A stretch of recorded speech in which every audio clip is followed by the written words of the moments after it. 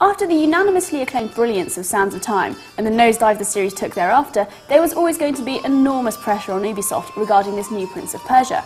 But massive props to Ben Mattis and the team, who have successfully reimagined the franchise to create a stunningly beautiful and enjoyable gaming experience worthy of the name. In this outing, the prince, ambling about in the desert, stumbles across Elika, a pretty young princess running from someone. Having been seen with her by her pursuers, he too is attacked and ends up witnessing the destruction of the Tree of Life and the unleashing of foul corruption on the world. He decides to help Elika, and the pair travel from place to place, fighting Ahriman's servants and finding the fertile ground at the heart of each location where Elika's magic can heal the land, turning back the darkness and restoring the world to light. Now, it's not a strikingly original plot, but it works, and the likeable, well-written characters and their relationship help drive things forward. The prince can seem a little bit goofy at times, but this light-hearted humour is definitely a welcome change from all of his previous woe is me angst. The art is gorgeous. I love the hand-painted style, which is somewhat reminiscent of Dulac's watercolours, and remembering that the series concept is based on the Arabian Nights works really well to evoke a notion of the fantastical realm of a storyteller. The locations you work through are rich in detail and variety, and healing an area provides a real visual reward for your efforts. The ultimate beauty of this game, however, lies in the grace and fluidity of the prince's acrobatic movement. It has been so well animated, and there are wonderful touches keeping it seamless, such as the way the prince and Elika move around each other as they negotiate the terrain, instead of clipping into each other or her getting in your way, or Elika saving you if you fall, rather than having you die and respawn at a checkpoint. The controls are elegant in their simplicity, with movements requiring single contextual button presses rather than arcane combos, making this incredibly easy and intuitive to pick up.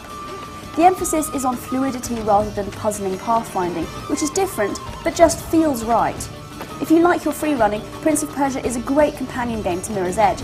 It has the same feeling of rhythm and flow, but lets you see the live acrobatic finesse of your character as you fling him around the game world. The collection element comes in the form of light seeds, which are released when an area is healed and which you need to increase Elika's powers.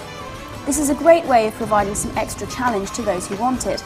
The majority of the seeds are on the path for those who want to press on, but some of them will require tricky and thoughtful platforming to get to for completists. Now, it's rare to be able to say this about a game, but the camera is wonderful, to the point that you'll barely notice it during platforming, and you only really remember it when it presents you with a particularly cinematic view of a new location or a moment in combat. The combat is also pretty good.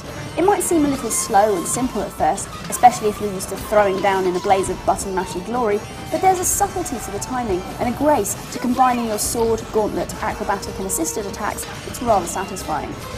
There are two potential downsides that do need to be addressed: difficulty and repetitiveness. Let's not sugarcoat it, this is an easy game, and the lack of challenge may disappoint some gamers. Also, on one level, it isn't that varied, as your objective remains the same throughout all of the levels. Platform your way to the fertile ground and heal the land, with little upgrading to your moveset and none to your weapons. However, while with some games this might be a serious hindrance, with Prince of Persia I didn't feel bored at all. It just has a different dynamic to games that are about hardcore challenge and grinding your way through, and I definitely enjoyed the experience, even if it wasn't the grittiest game I've ever played. The only thing that I think could have been improved is the ease of control when flying, but other than that, this is an absolutely delightful game. 5 stars.